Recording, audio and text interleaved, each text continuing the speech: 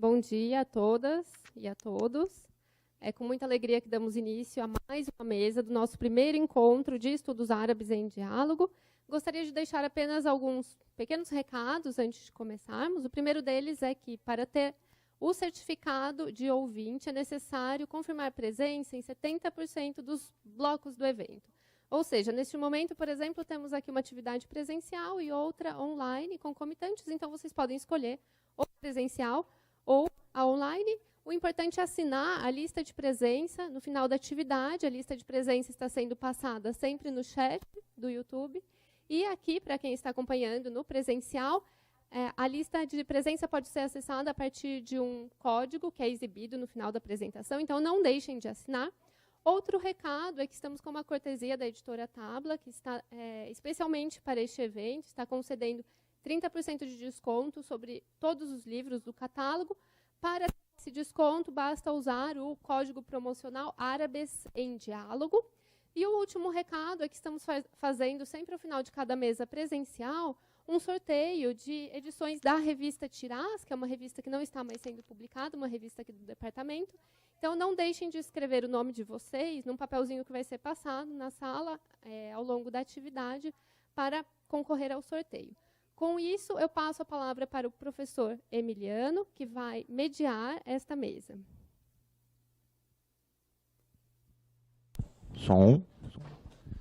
Obrigado, pelo convite, né, pelo evento. Parabenizo a todos os que estão fazendo. Acabei vindo aqui através de uma série de conexões e ligações, né, ao longo do tempo. E agradeço pessoalmente ao Pedro. O Pedro me chamou, ao pessoal da editora Tabla, com quem eu tenho um carinho enorme, né. E é sempre um prazer também ter novas perspectivas, novas ligações, né, com um evento tão crucial, que, salvo engano, na primeira mesa já foi enfatizado o que está presente no nome do evento, que é o diálogo. Eu acho que é isso que é o mais interessante desse evento. São os estudos árabes, mas o diálogo. Então, a gente está lançando pontes aqui, né, conexões. E nessa, eu estou aqui presente, sou Emiliano Unze, sou pesquisador e professor de História da Ásia, então sou um asianista, né, há algum tempo. Tenho desafios enormes, mesmo porque eu costumo falar para os meus alunos que não existe uma Ásia, existem múltiplas Ásias, né, asianidades, né. Então, a gente está aqui lidando com uma porção de que vai ligar com outras porções, e dentro dessa região que a gente está lidando com sociedades árabes, essa mesa, que é a 11ª, né, que trata das políticas nas relações internacionais, de todos os resumos que eu tenho lido do evento, eu acredito que essa daqui é a mais internacionalista, mais que lida com relações internacionais. O que me traz grande alegria, porque eu sou formado em Relações Internacionais pela Universidade de Brasília, mas depois eu fui para a História. Eu sou um híbrido, portanto, né? E eu sempre me perguntava, claro, nos estudos de Relações Internacionais, por que a gente não estuda tanto outras regiões que, até um tempo atrás, não vou revelar a minha idade, naturalmente, mas algum tempo atrás era ignorado nos estudos de Relações Internacionais. E agora temos uma geração mais jovem.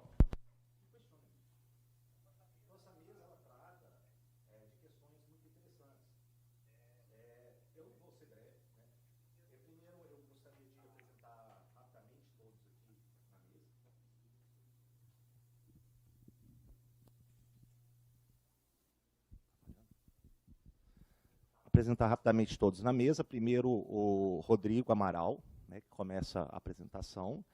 Depois iremos para a apresentação de Victor Sequini de Farias. Depois para Catarina Braga. Posteriormente, Matheus Mesadri. E, por fim, Gabriel Semereni. Eu vou deixar todos apresentarem, por favor, máximo 15 minutos. Faltando 5 minutos, eu farei um gesto discreto, porém inoportuno, naturalmente, para chamar a atenção de vocês. E aí eu abro os comentários e dúvidas de todos aqui presentes. Tá bom? Então, dá o seguimento aí à mesa. Muito obrigado.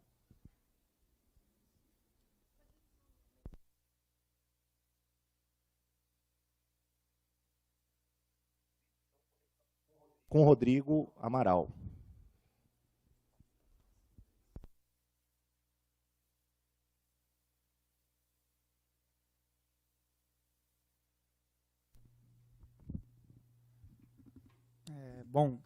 Bom dia a todas e todos. Emiliano, obrigado pela introdução. Me chamo Rodrigo Amaral, sou professor de Relações Internacionais da PUC São Paulo. E eu vou, antes de falar da minha pesquisa, né, de doutorado e essa apresentação de PowerPoint que eu preparei para vocês, eu vou, acho que, dar sequência a essa fala do Emiliano, justamente porque o propósito, né, que da minha visão me propus a vir aqui era justamente para poder ter uma interlocução, né, da minha pesquisa, que é uma pesquisa de relações internacionais, que circule em outras áreas disciplinares, né? A própria área de relações internacionais ela é originalmente interdisciplinar, então a gente acaba tendo esse costume, digamos assim, de dialogar em outras áreas com alguma frequência, né? Eu fiz parte do grupo de trabalho de Oriente Médio do Conselho Latino-Americano de Ciências Sociais, que era um grupo de trabalho que funcionou de 2017 até 2022. Infelizmente ele foi encerrado, mas já nesse grupo de trabalho era muito legal, porque a gente conseguia trazer visões não só de nacionalidades distintas, né, para estudar o Oriente Médio, mas de perspectivas epistemológicas muito diferentes, né, que particularmente circundavam aí estudos da linguagem, estudos de cultura, estudos antropológicos e de política internacional, né? Então, acho que aqui essa mesa representa essa da política internacional. E, bom, falando agora propriamente da minha pesquisa, né? Bom, falando de mim primeiro, né? Sou professor de Relações Internacionais, pesquiso política internacional no Oriente Médio desde 2015. Meu mestrado e doutorado gira em torno da questão da invasão norte-americana do Iraque, né? Então, eu tenho trabalhado com esse tema já há algum bom tempo, né? Eu coloquei aqui o cronômetro também para me organizar. E defendi a minha tese já há algum tempo, foi em 2022, né? Mas essa vida docente nos cobra muito, né? Então, eu iniciei meu trabalho na universidade, né, na PUC, em 2020. Isso me demandou bastante coisa, fazer a tese, e a docência tem sido um desafio bastante grande. E agora eu me vi nesse lugar de poder retomar, né, a minha fala da minha pesquisa, né, de doutorado para fora da área de relações internacionais, né? Esse é o grande desafio. Uma pesquisa que vincula política internacional e sociologia das relações internacionais, né?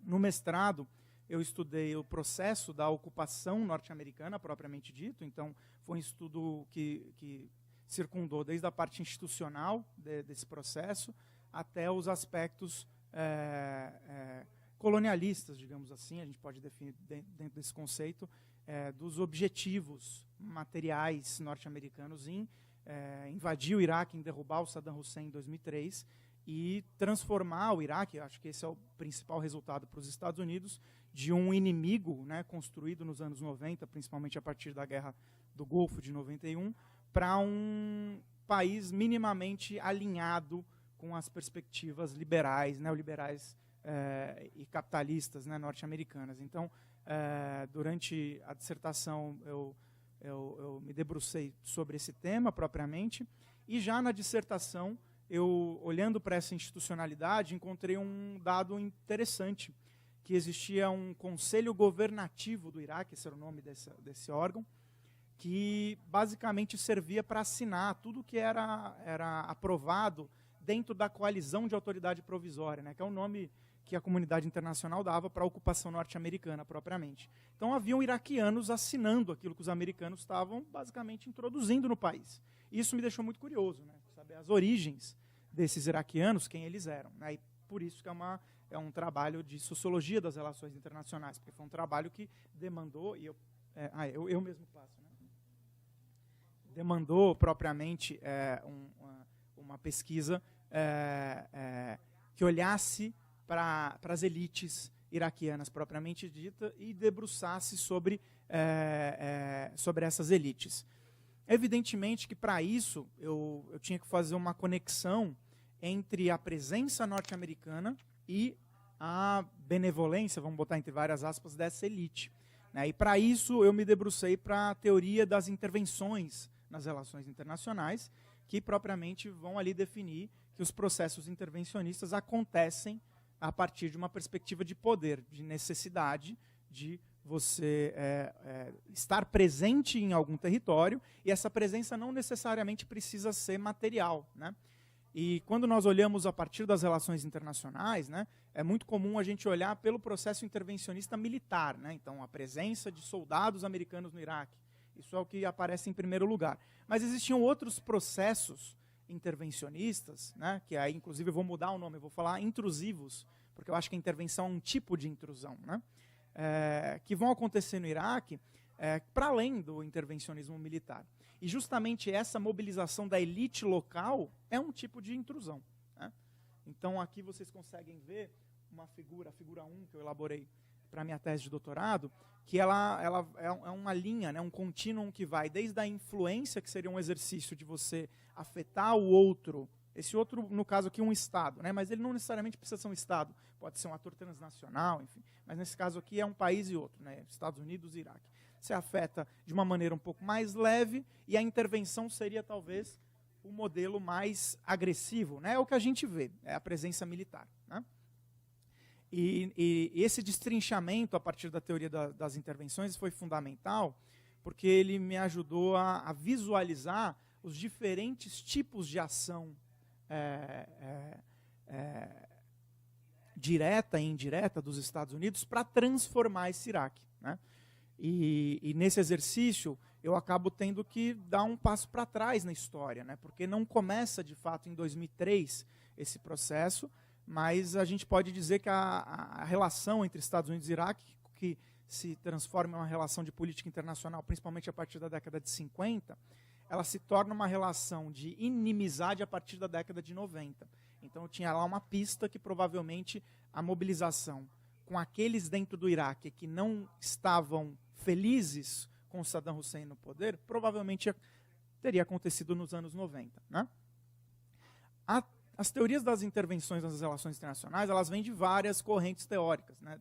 No caso das RI, a gente trabalha primordialmente a teoria liberal, a teoria realista, a teoria marxista. Né? O meu recorte ele foi neogramsciano, que seria uma derivada da teoria marxista, propriamente dito. Então, quando eu olho para esses processos intervencionistas, eu estou preocupado principalmente com os aspectos materiais desse processo intervencionista e das mobilizações sociais que isso acarretou. Né? E por isso que olhar as elites através desse viés teórico me ajudava. Né?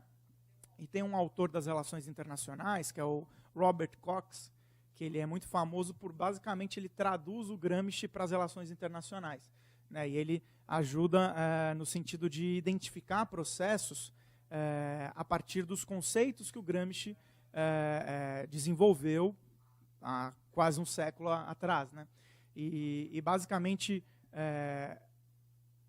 o processo de revolução passiva era um conceito que me interessava. Né? Então, aqui em cima a gente vai ver um pouco sobre a tabela dos tipos de intervenção. Né?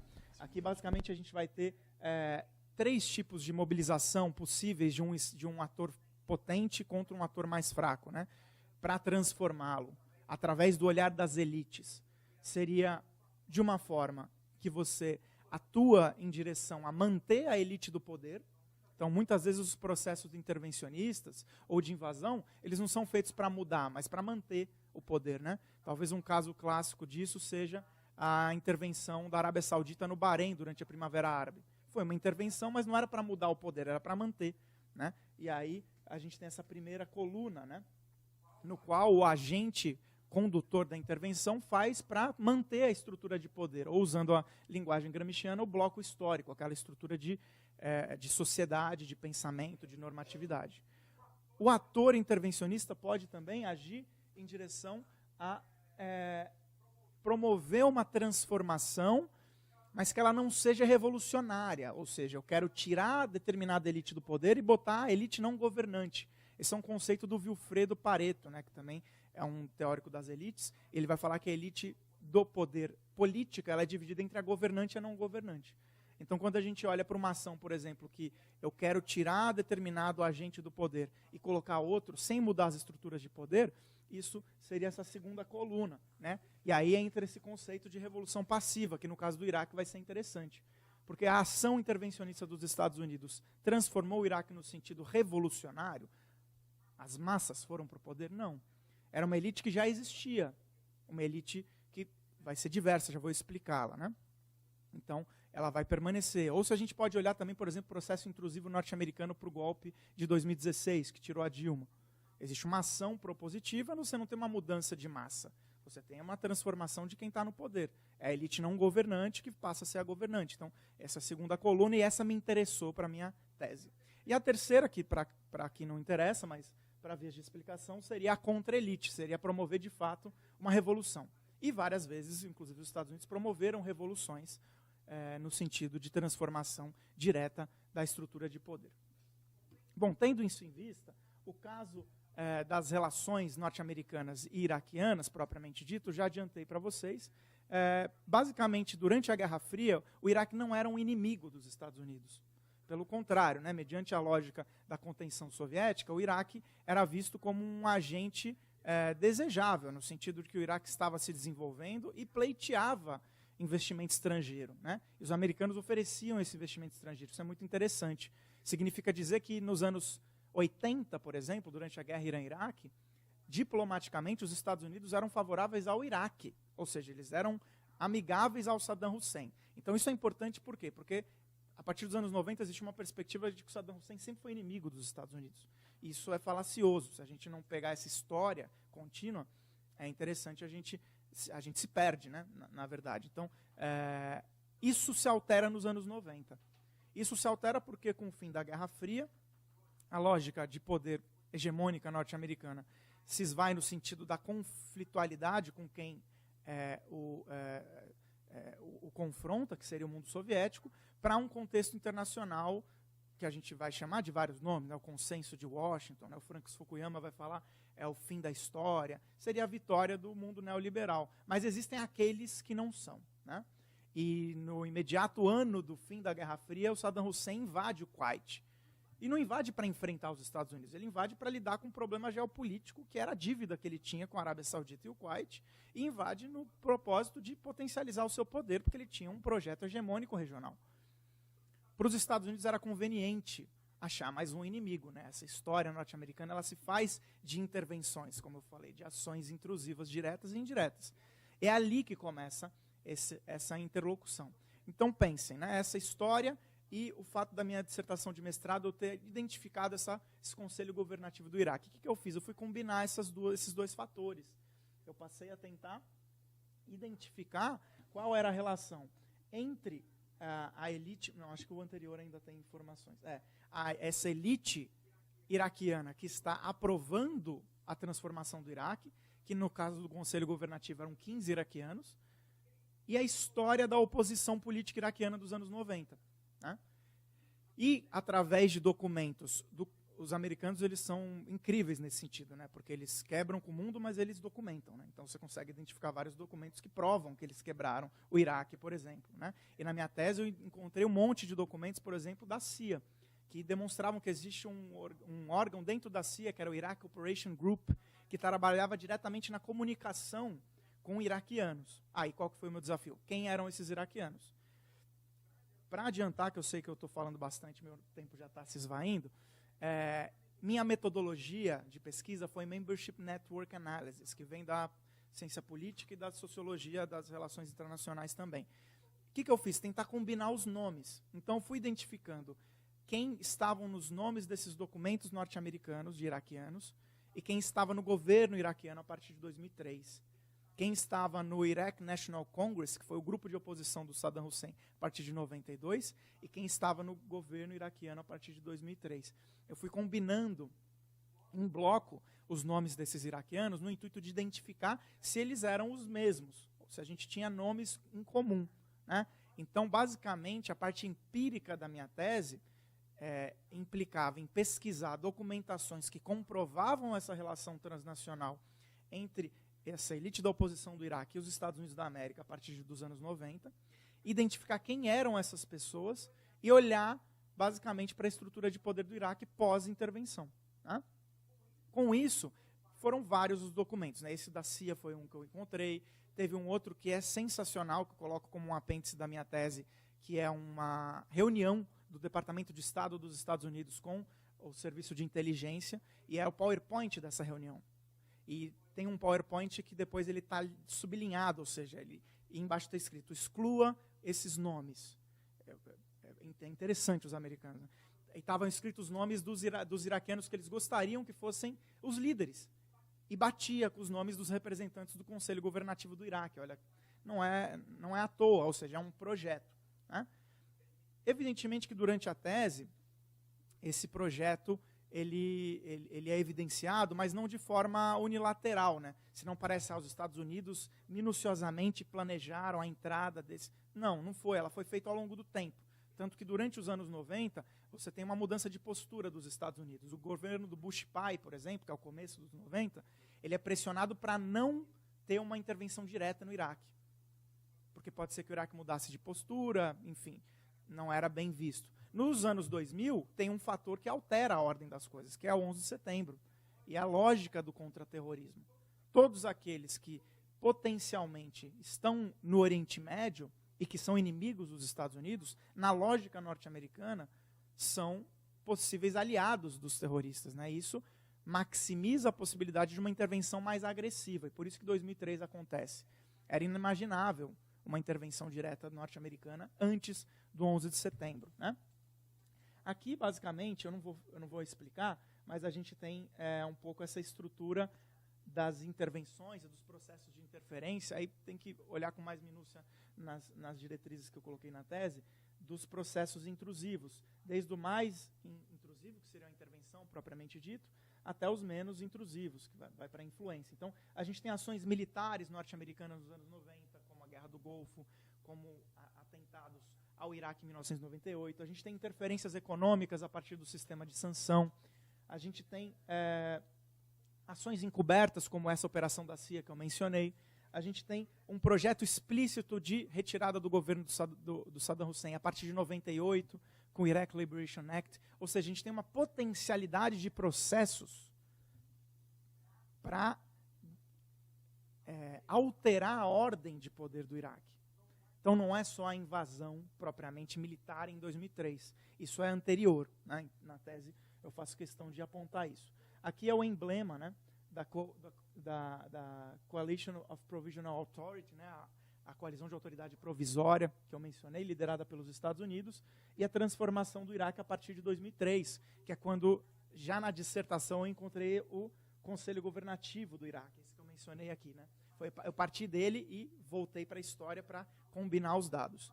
Basicamente, na tese, quando finaliza, né, minha conclusão, eu aponto que existem, que eu consegui fazer a compilação de 400 iraquianos, um pouco mais que isso, membros dessa elite política, que eram dos mais diversos partidos políticos. Vão desde partidos islâmicos, como o Dawa, ou o Conselho da Revolução Islâmica do Iraque, até partidos curdos, e até partidos secularistas, alguns deles militaristas, ex-membros do Partido Baath, por exemplo. Então é interessante observar que, naquele momento, esses caras que tinham cabeças muito diversas e que ao longo da história talvez foram até inimigos, tinham um projeto em comum. E talvez é isso que conecta eles aos Estados Unidos. O que todos eles queriam? Tirar o Saddam, que estava no poder, ou o Partido Socialista Árabe, que estava no poder desde os anos 60. Isso era difícil durante aqueles anos anteriores. Isso faz essa não convencional aliança acontecer. Né? 400 nomes, evidentemente aqui as conexões de cargos e documentos, como eu já mencionei, os apêndices que eu menciono, e eu tenho, apenas um adendo, né? Eu tenho um outro apêndice que eu coloco, que são 177 iraquianos da elite da oposição, que disseram não aos Estados Unidos também. Esses são bem esse eu ainda não consegui explorar mais a fundo. Mas é o movimento Sadr, por exemplo, que existe no Iraque, que é um movimento também islamista, mas que não sentou com os americanos em nenhum momento. Ou seja, dentro do movimento islâmico iraquiano, você tem o quê? Visões contraditórias, que se opõem, não é algo homogêneo. Isso é importante também de ser mencionado.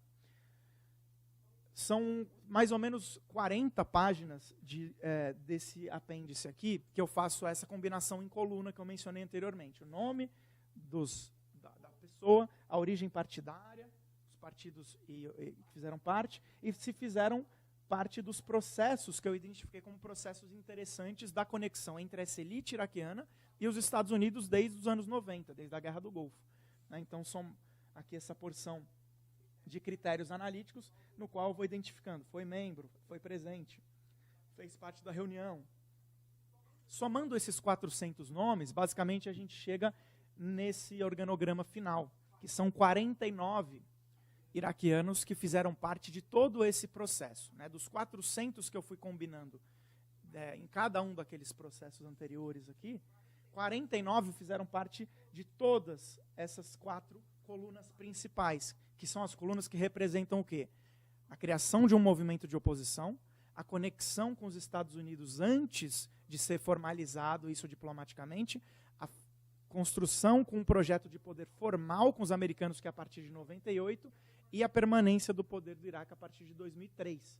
Então, 49 nomes se repetem nos documentos. Isso prova minha tese, que existia uma relação transnacional entre a elite da oposição norte-americana, entre a elite da oposição iraquiana e o governo norte-americano desde os anos 90, no intuito de retirar o Saddam Hussein. Isso é importante porque isso dá um poder de agência para os atores locais, isso é importante porque revela um pouco sobre o mecanismo de poder hegemônico norte-americano, que muitas vezes a gente vê de forma unilateral, mas é muito mais perspicaz do que isso, porque implica em mobilizar as elites locais. E comprova um pouco a realidade política do Iraque de hoje, que é essa aqui. Todos os nomes que nós vemos aqui à esquerda são os nomes de presidentes, vice-presidentes, primeiro-ministros e presidentes do governo regional do Kurdistão iraquiano, que é um governo à parte, e primeiro-ministros do governo do Kurdistão iraquiano. Olha que interessante. Aqui talvez não dê para ver com tanta precisão, porque está pequenininho. Mas todos os nomes em itálico são nomes que não fazem parte dos partidos que fizeram parte desse projeto de remoção do Saddam Hussein. Ou seja, quase todos fizeram, porque quase todos não estão em itálico. Perfeito? Inclusive o atual primeiro-ministro do Kurdistão, o atual presidente do Kurdistão, o atual primeiro-ministro do Iraque, que era do partido Dawa, e o atual vice-presidente do Iraque. Perfeito? Então é isso. Peço desculpa pela extensão aí e agradeço a todos.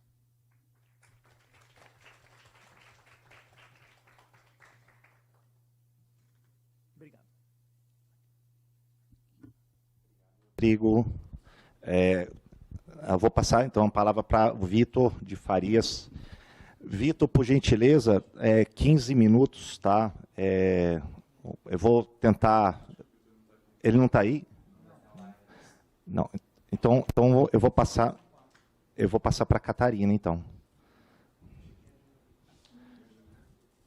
Aí, Catarina, por favor, 15 minutos, tá?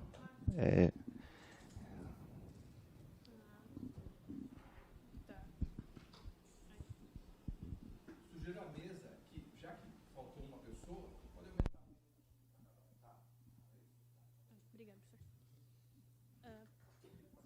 Oh, meu Deus. Eu vou segurar. Vou segurar. Aí. Só vou colocar o... Posso ir? Bom dia, pessoal. Eu sou a Catarina. Eu sou formada em Relações Internacionais pela PUC e atualmente eu sou mestranda de Relações Internacionais do programa Santiago Dantas. O professor Rodrigo Amaral aqui foi meu professor durante a graduação, então a gente já tem trabalhado junto há algum tempo. E eu trouxe aqui para a mesa como um dos trabalhos que eu tenho pesquisado e é o foco do meu mestrado, que é a Arábia Saudita. Esse foi o meu TCC e é um tema que eu pretendo me aprofundar futuramente. Então, ele fala sobre as diferentes perspectivas da inserção internacional da Arábia Saudita mediante as relações com Estados Unidos, China e Rússia. É uma revisão bibliográfica com diferentes autores e teóricos que analisam a inserção internacional da Arábia Saudita mediante esses dois fatores. O grande foco da minha pesquisa é entender a transformação da mudança, a transformação da relação com os Estados Unidos e a aproximação com a China e a Rússia nos últimos anos que vem se visto isso basicamente pós-Guerra Fria. Eu queria começar falando sobre a importância de estudar a Arábia Saudita em relações internacionais. Não é um tema muito trabalhado no Brasil, então foi uma oportunidade de desenvolver uma pesquisa que tivesse como foco esse ator, que é muito importante. A Arábia Saudita ela é central não só para a economia, mas para a política mundial. 10% do abastecimento global de petróleo do mundo vem da Arábia Saudita. Uma das principais empresas do mundo é uma empresa de petróleo, que é a Aramco, da Arábia Saudita, que foi formada junto com os Estados Unidos e atualmente representa, eu acho que quase 30% do abastecimento de petróleo de todo o mundo, vindo só da Aramco, que é essa empresa. Então, o petróleo é muito chave para a Arábia Saudita como ator, e ela vem, aos últimos anos, tentando mudar essas perspectivas. Então, o Saudi Vision é um projeto da Arábia Saudita de transformação em diferentes esferas, então, política, econômica, cultural e social. E a ideia realmente é desvincular tanto a visão da Arábia Saudita do petróleo exclusivamente, como dos Estados Unidos também, mas fortalecer a autonomia da Arábia Saudita enquanto país, enquanto ator internacional. Para quem não conhece, o Saudi Vision, ele é um projeto de investimento, então, por exemplo, cultural, a compra de jogadores de futebol, como a gente viu ultimamente, grandes projetos de infraestrutura em megacidades que estão sendo construídas e que, se a gente colocar na internet, vê como grandes futuros de turismo para a elite. Então, essa é a cara que a Arábia Saudita quer ter para os próximos anos. E, bom, a inserção internacional da Arábia Saudita, ela é, como eu disse, muito baseada no petróleo desde sempre. Então, ela se coloca dentro desse cenário usando o petróleo como tanto uma ferramenta de controle, mas também como um suporte muito grande. E a minha pesquisa ela vai ter o petróleo e a inserção internacional da Arábia Saudita como um paralelo, como também a sua relação com o Irã. Então, a ideia da minha pesquisa é entender a relação Estados Unidos, Arábia Saudita, China, Arábia Saudita e Rússia, Arábia Saudita, mediante 2 processos, o petróleo e as disputas de influências locais com o Irã. A minha pesquisa ela tem um retrato histórico muito grande, porque eu acredito que é necessário a gente entender de onde a Arábia Saudita surgiu como ator para onde ela está agora. Eu não vou trazer detalhes muito específicos da história, porque eu acho que é importante focar mais no presente, mas eu acho que tem alguns fatores que não posso deixar de comentar. Então, por exemplo, a colonização, o processo de formação da Arábia Saudita não foi comum a todos os estados do Oriente. Então, ela não teve uma colonização ou um protetorado britânico ou francês como os outros estados que foram formados. Ela foi formada através de acordos com o Império Britânico na região, para que ela conseguisse se expandir e se limitasse mediante esses acordos. E aí, em 1926, é quando ela se torna um Estado independente, e em 1932, ela muda o seu nome para Reino da Arábia Saudita. Na mesma época, na década de 30, é quando se descobre o petróleo na região. E aí, a Arábia Saudita se torna muito central para a geopolítica local. Os Estados Unidos ele começa a investir na região, justamente por conta do petróleo, e a Arábia Saudita começa a ganhar muita notoriedade. Todo o investimento que ela ganhava com o petróleo era revertido internamente, tanto para sua política interna quanto política externa. Então, o petróleo, a Arábia Saudita é formada com o dinheiro do petróleo. Na década de 30 também é quando ela começa a crescer. Então, em 1939, começam as relações diplomáticas com a China, justamente porque os dois países estavam em grande ascensão. Então, era importante estabelecer relações diplomáticas. A mesma coisa com a Rússia. As alianças com a Rússia eram muito mediadas pelo setor energético e são dados na década de 30 também. O grande foco da Arábia Saudita em relação aos Estados Unidos é durante a Guerra Fria. Então, é um momento de maior alinhamento entre esses dois estados.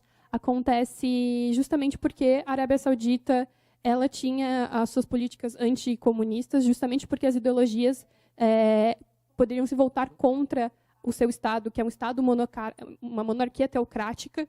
Então, o medo de uma revolução, o medo de uma revolta, tanto interna quanto na região, fez com que a Arábia Saudita se alinhasse diretamente aos Estados Unidos.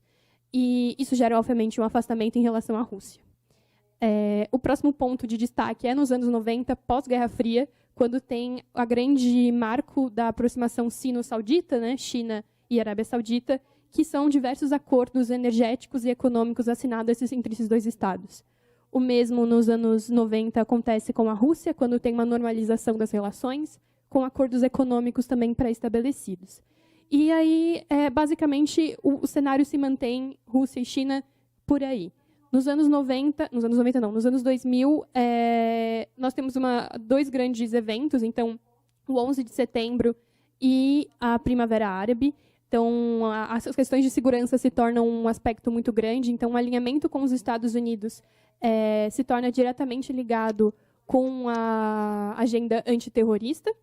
E durante a Primavera Árabe, a Arábia Saudita foi um dos grandes atores contra contingentes das revoluções na região, o que é muito importante porque é diferente, por exemplo, do Irã e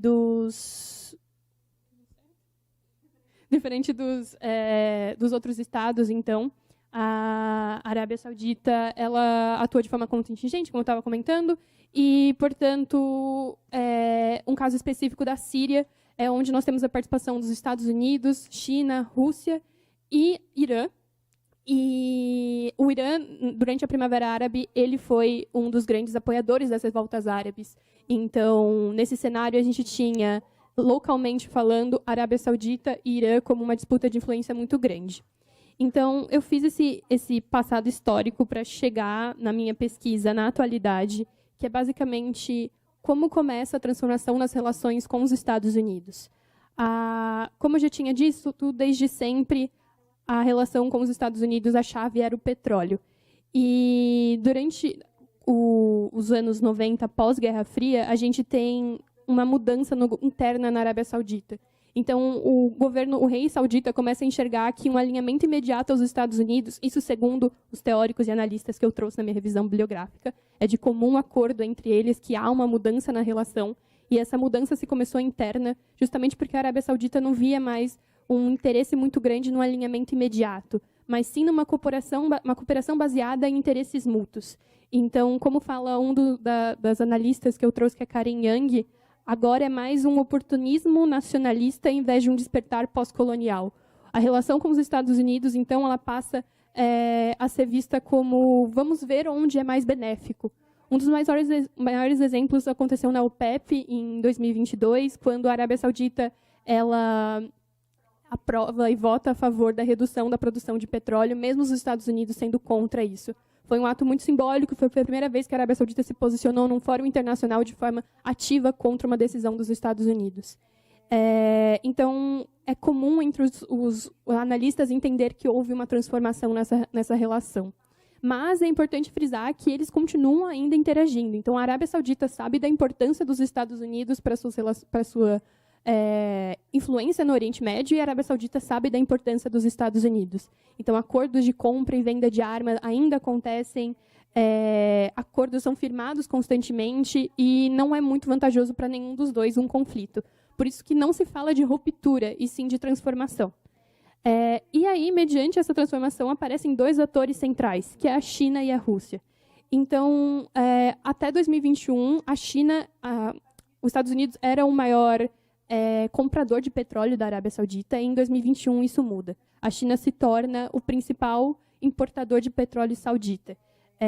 Então, em 2022, a China comprou 51,1 bilhões de dólares em petróleo e os Estados Unidos 16,1 bilhões. Então, é uma diferença muito grande. A partir daí, os Estados Unidos ele se torna o segundo maior importador. Então, e por que isso é vantajoso? Os analistas falam que a China e os Estados Unidos, a China e a Arábia Saudita, essa relação é vista como uma ferramenta de ajuda mútua, justamente porque para a China é vantajoso diversificar os seus parceiros econômicos e a sua compra de petróleo, justamente por sua segurança energética, por conta dos seus projetos da Belt and Road, do seu próprio desenvolvimento. E para a Arábia Saudita é muito vantajoso ter a China como principal parceiro econômico, justamente pelo seu interesse de autonomia e independência em relação aos Estados Unidos. Então, é um processo que faz muito sentido. A China ela tem explorado os países do Golfo no sentido de aumentar as suas parcerias, aumentar o seu comércio com a região, com o Irã, principalmente. Então, diversos projetos da Belt and Road são feitos no Irã. Então, a China cresce no setor do petróleo em relação à Arábia Saudita, e a mesma coisa acontece com a Rússia. Então, durante a minha pesquisa, uma das grandes dificuldades foi achar muitos textos que falavam sobre a Rússia, mas é importante entender que esses países eles tinham uma relação que era baseada no petróleo. Então, eles começaram a entender que agir diplomaticamente, ter uma coexistência pacífica, fazia muito mais sentido para o mercado financeiro e para a estrutura deles, se eles continuassem com uma diplomacia de forma ativa, né? Então, em 2016, por exemplo, na OPEP+, a Arábia Saudita vota a favor para que a Rússia tivesse uma maior participação nas decisões do preço e produção de petróleo, o que ela não tinha até então. E isso é uma estratégia da Arábia Saudita, porque mais gente votando, podendo opinar sobre o preço do petróleo, que não seja os Estados Unidos, coloca esse entrave para que as decisões e interesses norte-americanos não sejam sempre 100% atendidos, como era se esperado nesses grandes fóruns. Então, foi um movimento estratégico da Arábia Saudita e muito interessante para entender essa relação. E o último ponto que eu trago é a relação com o Irã, a disputa que é o foco também da minha pesquisa de mestrado, a relação Arábia Saudita e Irã. E em 2023 foi assinado um acordo de normalização entre esses dois países, que foi mediado pela China. Antes, o principal mediador era os Estados Unidos, mas por conta de falas do governo Biden, o Irã recuou no acordo e arquivou. E aí, em 2022, se eu não me engano, a Arábia Saudita retorna com esse acordo, trazendo como mediador a China. Em 2023, ele é assinado. Então, primeiro, a gente vê a China participando de momentos importantes no Oriente Médio e de políticas que são centrais para a região, e tirando os Estados Unidos de um grande papel central que antes ele existia. O segundo ponto é o interesse da China de ter uma estabilidade na região. Então, para ela, é muito melhor a Arábia Saudita e o Irã atuarem de forma pacífica para que os seus projetos de desenvolvimento façam sentido. Então, se ela tem acordos com a China, com a Arábia Saudita e com o Irã, é muito mais vantajoso. Eu não mencionei isso, mas um dos projetos da Saudi Vision, que chama NEOM, que é uma cidade futurística muito grande, tem o seu investimento direto uma empresa chinesa. Então, é muito simbólico os dois projetos de desenvolvimento estarem tão conectados. A Rússia, nesse sentido, ela atua justamente como um equilíbrio entre esses dois estados. Ela não atua de forma tão ativa quanto a China, mas ela tem uma participação muito grande justamente porque ela tem boas relações históricas com o Irã. Como a gente sabe no caso da Síria, por exemplo, a Rússia apoiou o Irã e tudo que estava acontecendo na região, né, enfim, e a sua boa relação histórica com a Arábia Saudita, não diria nem boa relação, mas essa coexistência, essa normalização das relações, a Rússia busca manter. Eu encerro por aqui, na verdade. O meu trabalho ele não conclui nada, porque é uma revisão bibliográfica, ele tem considerações finais, então considera-se essa transformação na relação com os Estados Unidos, entende-se o crescimento da China e da Rússia nas relações com esse país, e o foco de análise são esses dois pontos, o petróleo e o Irã. Mas o que eu considero muito importante realmente é entender como a Arábia Saudita tem consolidado e crescendo de forma tão ativa, e como um ator que ela um ator racional nas relações internacionais, um ator muito forte. E, bom, eu encerro por aqui.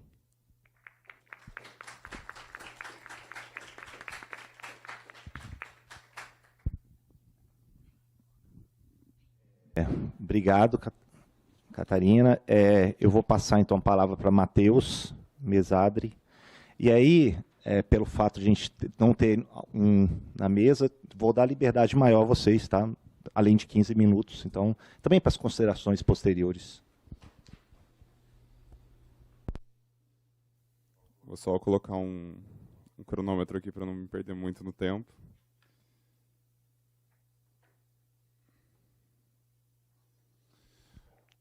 Bom dia, gente. Meu nome é Matheus Mesadri, eu sou historiador, eu me formei pela Unicamp e atualmente eu sou mestrando pela UFRJ no programa de História Social. Meus colegas são da área de relações internacionais, então acho que isso suscita um debate importante, principalmente em alguns assuntos que minha dissertação irá tocar. E hoje eu gostaria de trazer mais compartilhar mesmo algumas pesquisas preliminares, alguns resultados preliminares que eu realizei nesse último ano, no que tange a minha pesquisa e no que tange também a escrita da minha dissertação. A minha comunicação eu intitulei como o editorial enciclopédia, o enquadramento emocional dos árabes pela imprensa estadunidense, 1956 a 1958. E eu gostaria primeiro de de contextualizar e também de fazer uma justificativa para esse meu recorte temporal, né? Que, enfim, 2 anos parecem um período muito curto de tempo, mas considerando o cenário do Oriente Médio, dá para acontecer muita coisa em 2 anos. 1956, eu estou pensando principalmente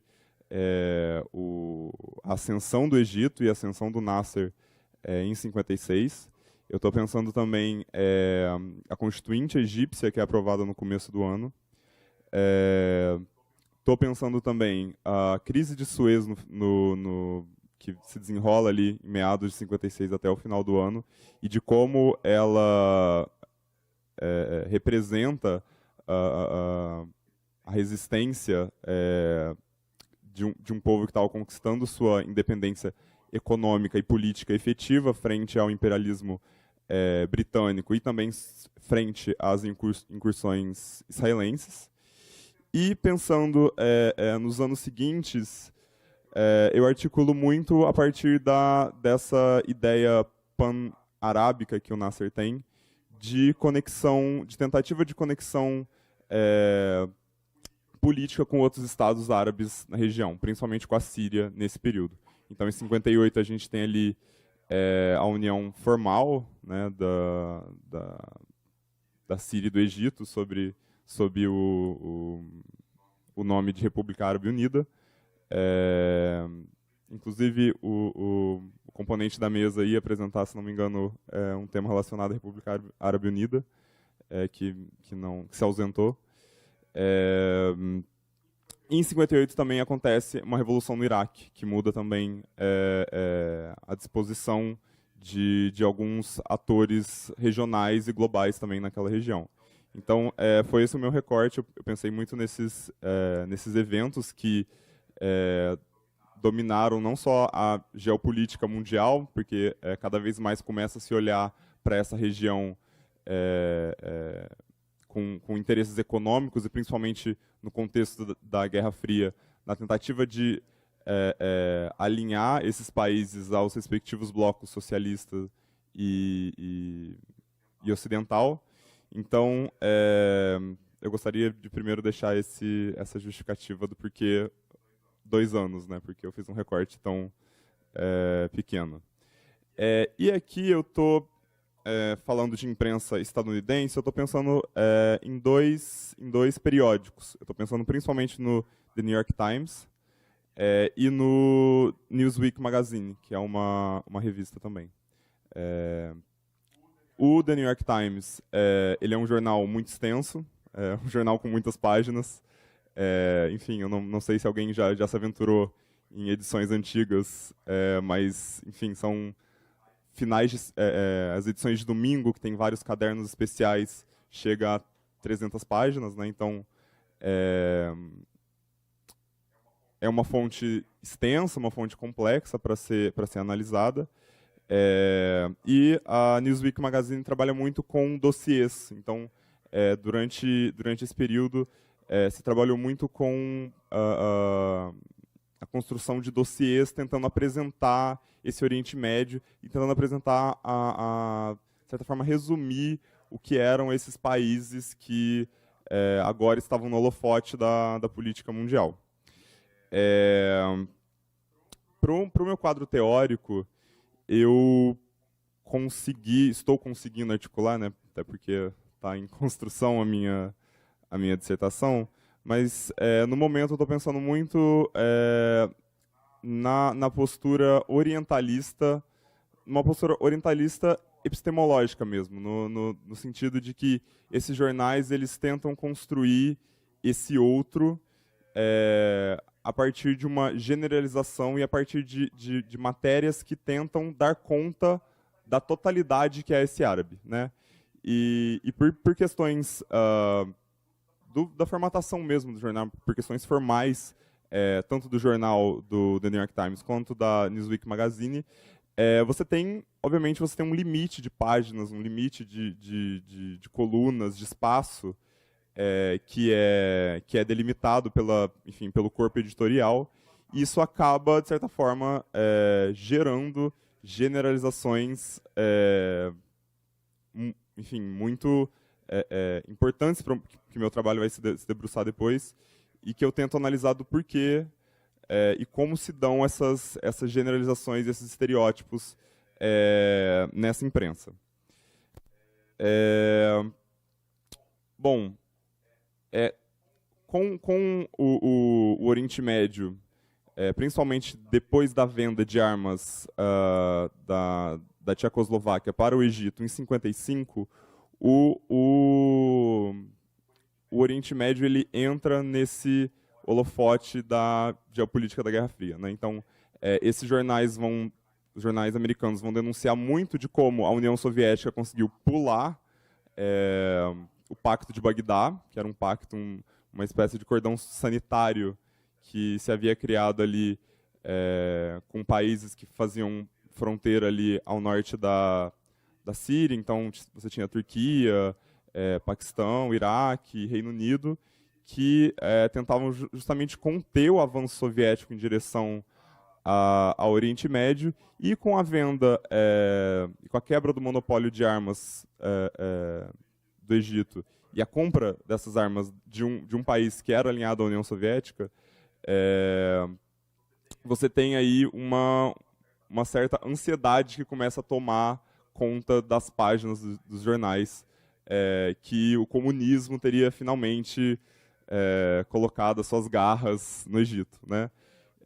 Muito interessante pensar isso, né? Porque o Nasser, ele durante o seu governo, ele baniu o Partido Comunista, né? Então, assim, de certa forma, essa perspectiva é bem reducionista no que tange pensar o Nasser como articulador político. Então, é uma perspectiva que coloca somente a origem das armas como relevante, e não a jogada que o Nasser consegue fazer para quebrar o monopólio de armas que era somente oferecido por países ocidentais.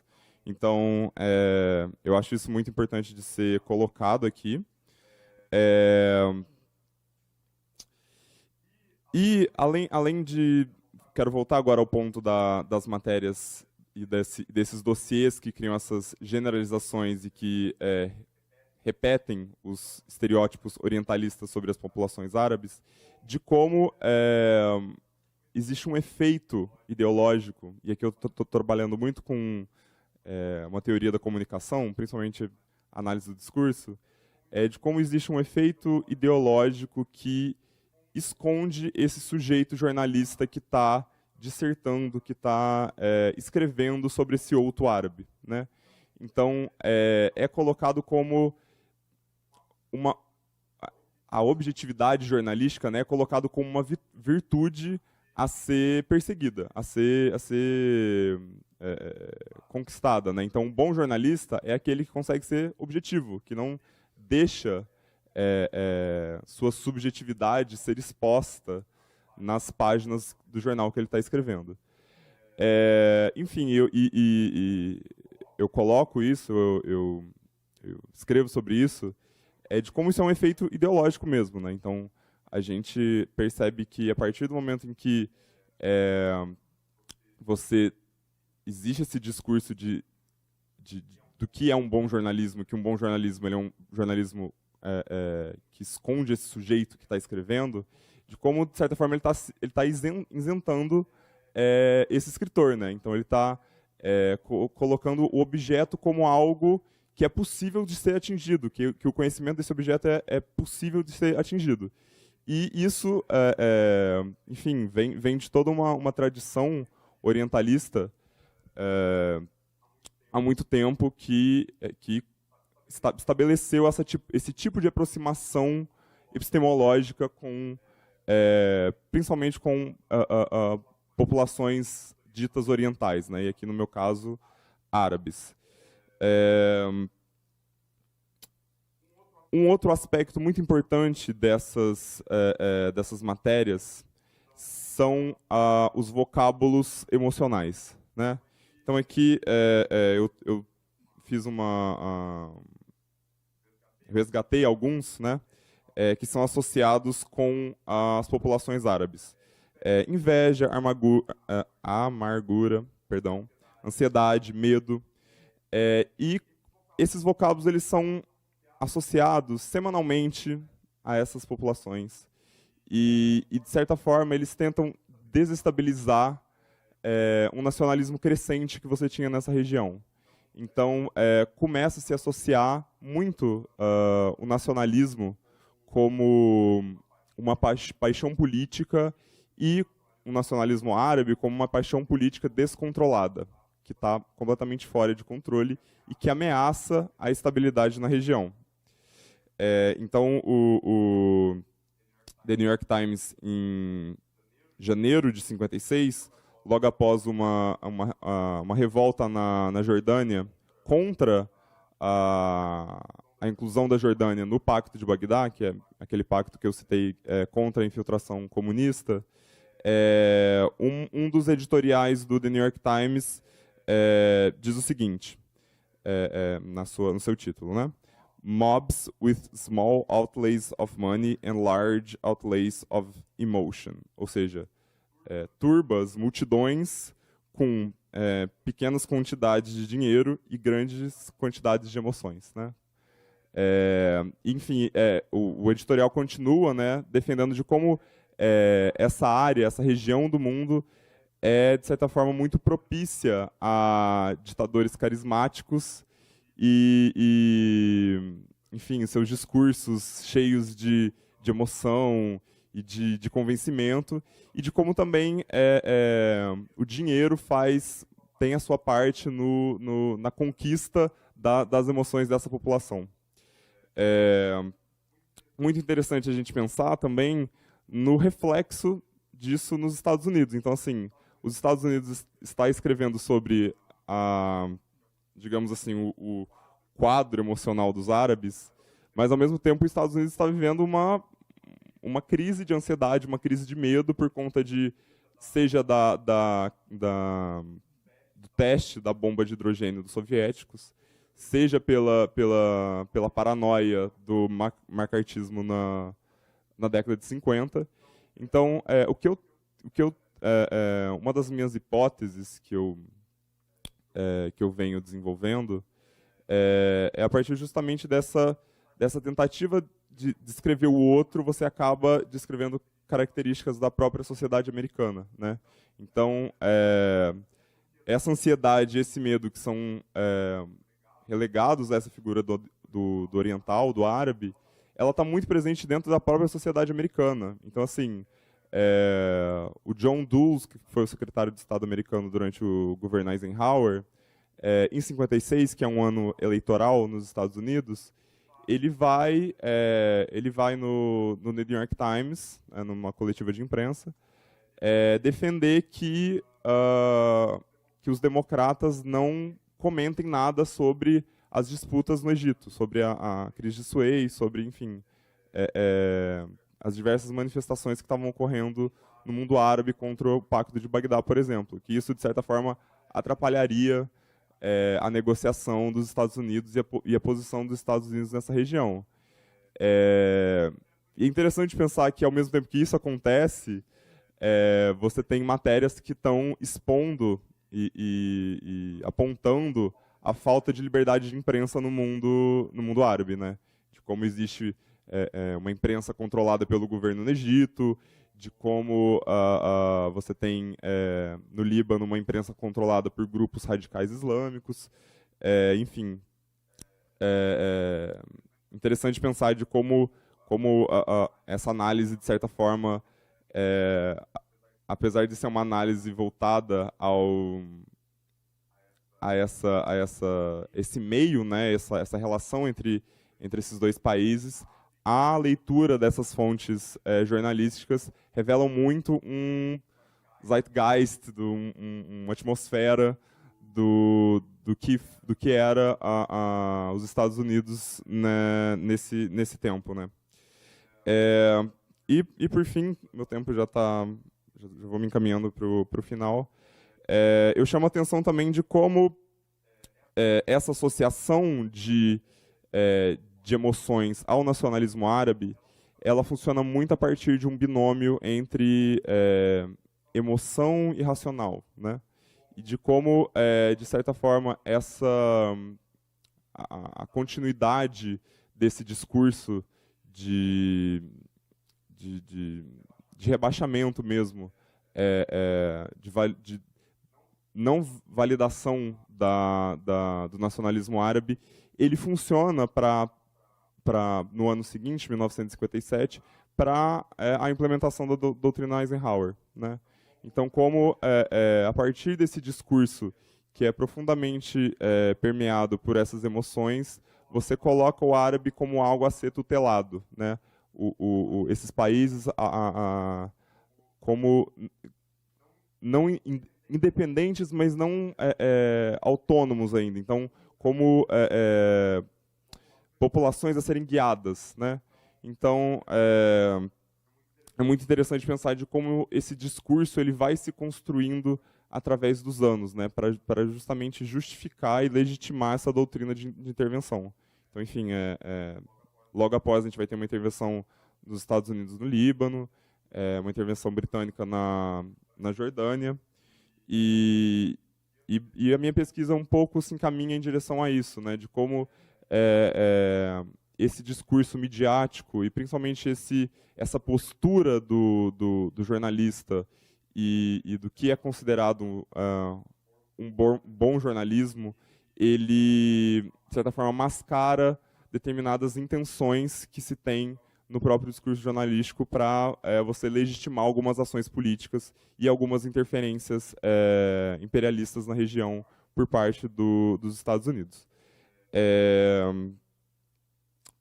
Bom, eu acho que é um pouco isso. Eu gostaria de agradecer também, eu esqueci de agradecer no começo, mas eu gostaria de agradecer ao Emiliano, aos meus colegas de mesa.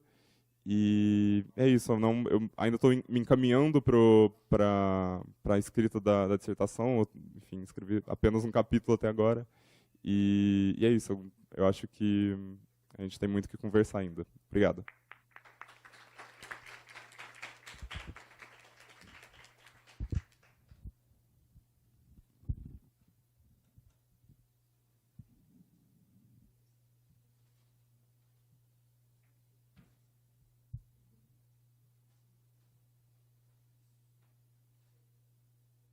Bom, agora, por fim, vou passar a palavra para Gabriel Semereni, e a gente dá o fim do ciclo das exposições e a gente começa os debates e as considerações.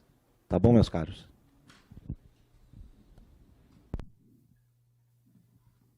Bom dia a todas e todos. Estão me ouvindo bem? É um prazer estar com vocês essa manhã. Parabenizo os apresentadores, foi de fato extremamente interessante. Já tenho muitos comentários e perguntas. Não sei se a gente vai dar tempo para discutir mais tarde, mas ficamos em contato. Então, meu nome é Gabriel Semereni, eu sou doutorando em Relações Internacionais na Universidade de Brasília. E hoje eu vou apresentar na verdade, uma parte da temática da minha tese. Pelo tempo que eu... Aliás, deixa eu botar o cronômetro como meus colegas. Pelo tempo que eu calculei, eu não vou ter tempo nem de apresentar a temática inteira, mas não vou poder entrar também no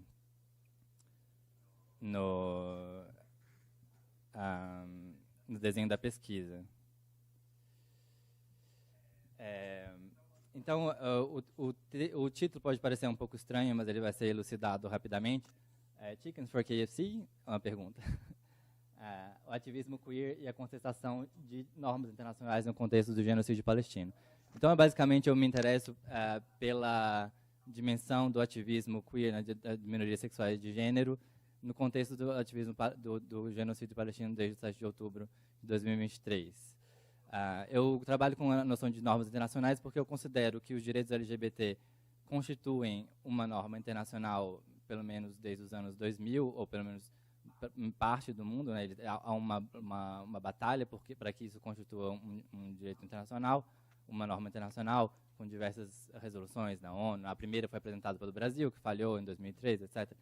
E, ao mesmo tempo, o direito humanitário, todos os direitos, o direito internacional que está sendo violado por Israel, também são normas internacionais.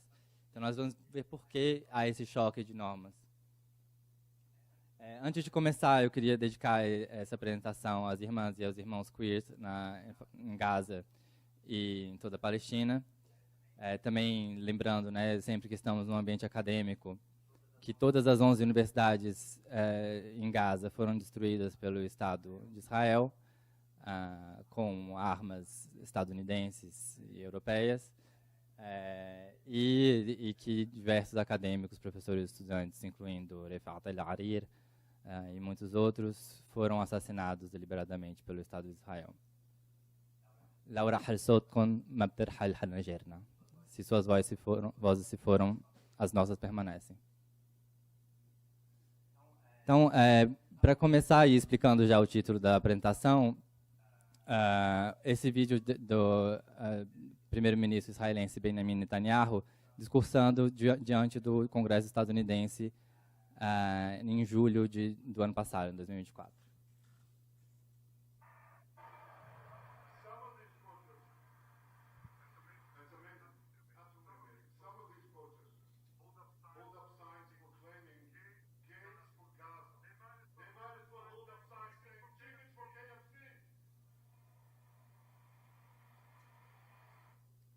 Contrastando esse vídeo de manifestantes em Montreal.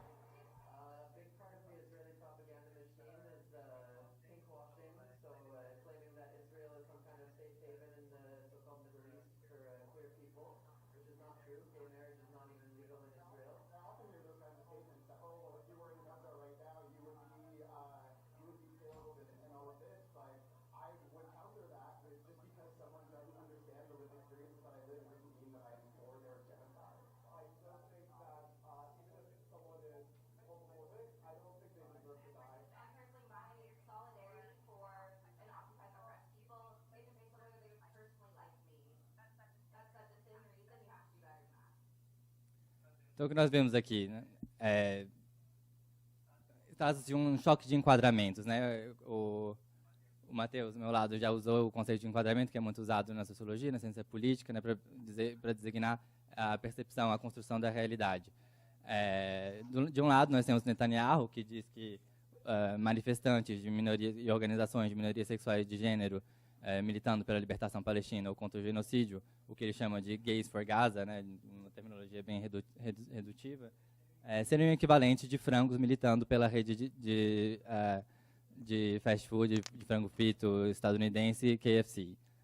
Isso é, vítimas militando pelos seus próprios algozes. O que tem por trás desse argumento é que, né, o Hamas, nesse amálgama que eles fazem entre Hamas, Daesh, né, o Estado Islâmico, enfim, esse imaginário, né, essa figuração, como diz a dona Harry, do muçulmano como inerentemente homofóbico e excepcionalmente homofóbico, né, selvagemente homofóbico, que lança homossexuais de tetos, etc.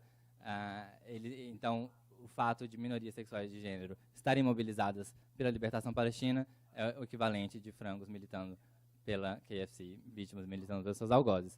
E do outro lado, nós temos esses ativistas em Montreal dizendo que a suposta homofobia de alguém, de um indivíduo ou de um coletivo, de um povo, não significa que esse povo mereça um genocídio, mereça a morte, né? A pena pela homofobia, segundo esses manifestantes, não é a morte.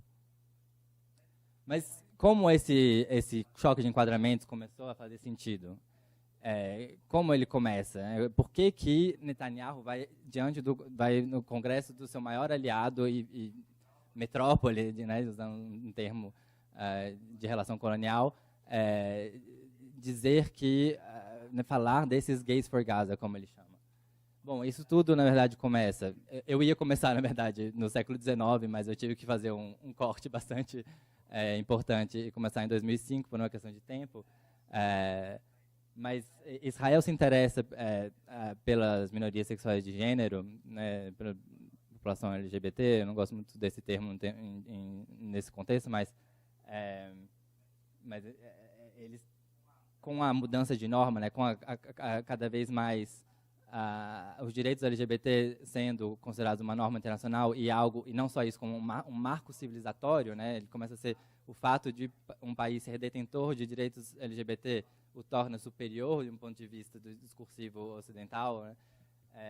Israel vai começar a investir muito nessa esfera. Isso se mostra primeiro na campanha Brand Israel de 2005, que tinha um forte componente LGBT. Então eles têm investimento no turismo, né? Isso era muito visível ainda hoje entre homens gays, festivais de cinema LGBT, financiamento de associações, inclusive a Agudá, da qual nós vamos falar mais tarde, que é basicamente um braço LGBT do Estado israelense, a formação de embaixadores, né, o que chamaríamos hoje de influenciadores, etc.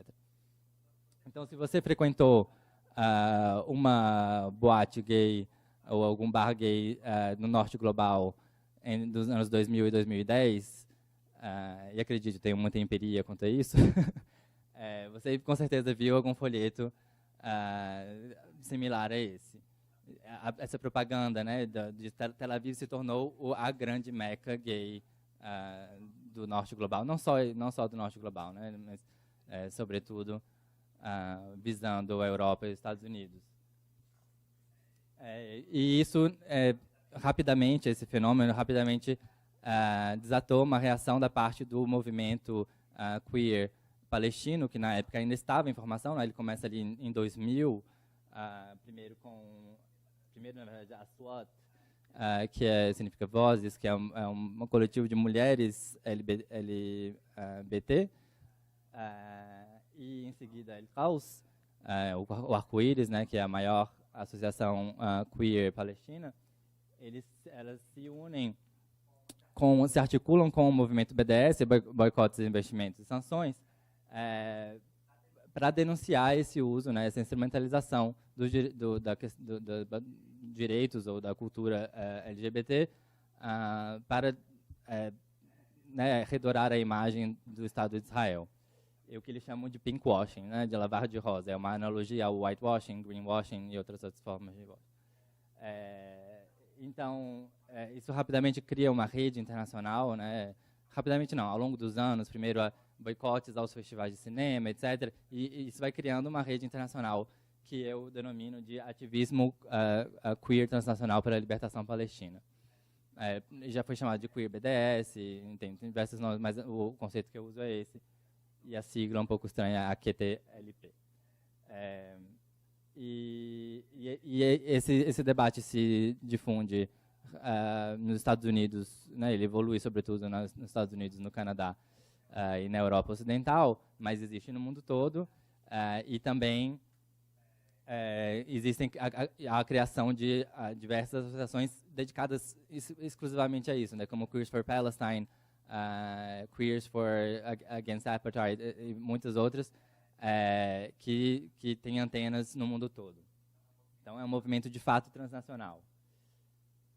Aqui nós temos uma foto de uma manifestação. Desde o 7 de outubro, né, esse movimento que se encontrava numa espécie de platô antes, né, como diz Sarah Darchan no seu livro sobre justamente o movimento se reativa, sobretudo depois da publicação de fotos, né, de imagens de soldados israelenses segurando, né, brandindo a bandeira do arco-íris, a bandeira LGBT, nos escombros de Gaza, né? Essas imagens se tornaram frequentes. Eu coloquei 2 exemplos aqui, essa foi a primeira. E ainda tem um erro de árabe, porque botou uma hamza em cima para completar o desrespeito. não só isso, como esse uso frequente, né? Parece que o pinkwashing se tornou a grande ferramenta retórica, a última, né? A última que nem o femonacionalismo eles conseguem usar, porque a participação das mulheres na resistência palestina é tão grande que esse discurso não cola. E isso desatou uma série de manifestações. Já em dezembro de 2023, Queer for Palestine organizaram uma marcha que bloqueou a ponte de Manhattan, em Nova York, e diversas, né, esse debate entra também em associações que não são necessariamente, onde esse debate não existia necessariamente, como a própria ACT UP, que é uma das maiores associações transnacionais queers no mundo, que adere ao BDS. Então, há uma ação muito forte da parte de minorias sexuais e de gênero pela libertação palestina desde o 7 de outubro, e se tornaram uma presença indispensável em todas as manifestações no mundo todo, né? E também há uma dimensão institucional dessa militância. Ela não se limita somente à parte grassroots, né? A ILGA, não sei se vocês conhecem, mas ela é praticamente o que é chamado de ONU queer, né? Aliás, é um membro consultativo da ONU, que reúne diversas associações de minorias sexuais de gênero pelo mundo. Vota no ano passado, em dezembro, a suspensão da Agudá, que é essa associação da qual eu falei antes, que é praticamente um braço do Estado israelense.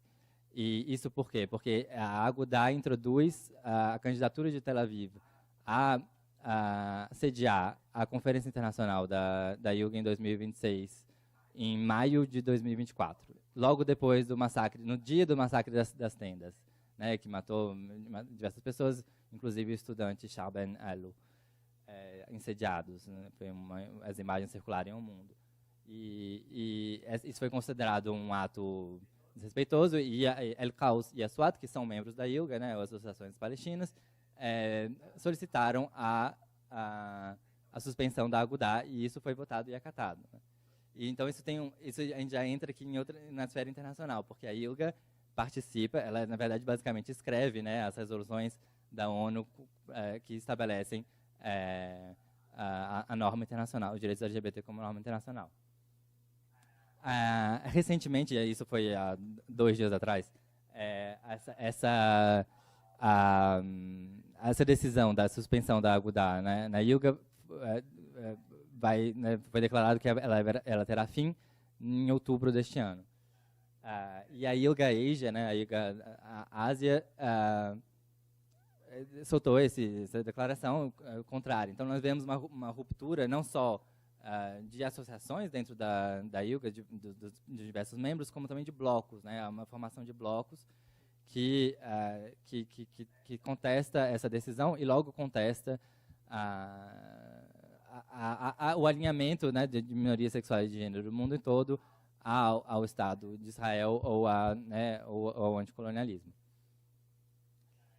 Então, resumindo, nós temos aqui o Estado, né, do discurso em torno de minorias sexuais de gênero e a mobilização das minorias sexuais de gênero para justificar os abusos, as violações ao direito internacional.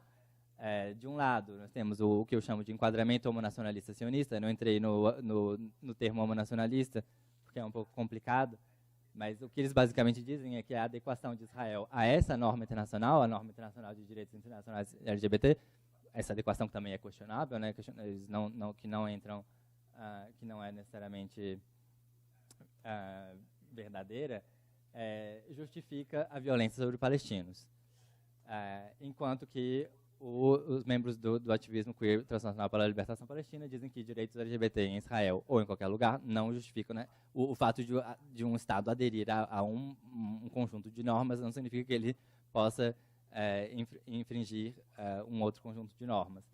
E também há uma mobilização, e isso foi interessante também do Matheus ter falado antes de mim, porque justamente desse orientalismo epistemológico que vê, né, o Israel como um bastião da civilização, e o fato de haver direitos LGBT lá, limitados, garante, né, uma superioridade moral em qualquer situação. Enquanto que o ativismo queer pela libertação palestina insiste no dinamismo das sociedades e como o papel, né, a negociação do papel da integração de minorias sexuais e de gênero nas sociedades está constantemente mudando ao longo da história. Quanto às estratégias políticas, nós vemos também, e essa na verdade é a minha hipótese, que a estratégia política do israelense vem de cima para baixo, né? Eles têm um lobby muito importante.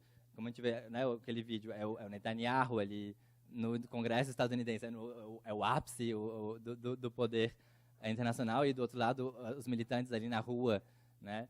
Então, vem de cima para baixo, primeiro para as instituições de países aliados. Os países aliados começam a replicar, né, repetir esse discurso. Isso entra na mídia hegemônica, enorme, né? Se você procura no YouTube, Queer Palestine, milhões de visualizações de vídeos de Sky News e tal, de grandes cadeias de notícias que vão, basicamente, ridicularizar, né, o movimento.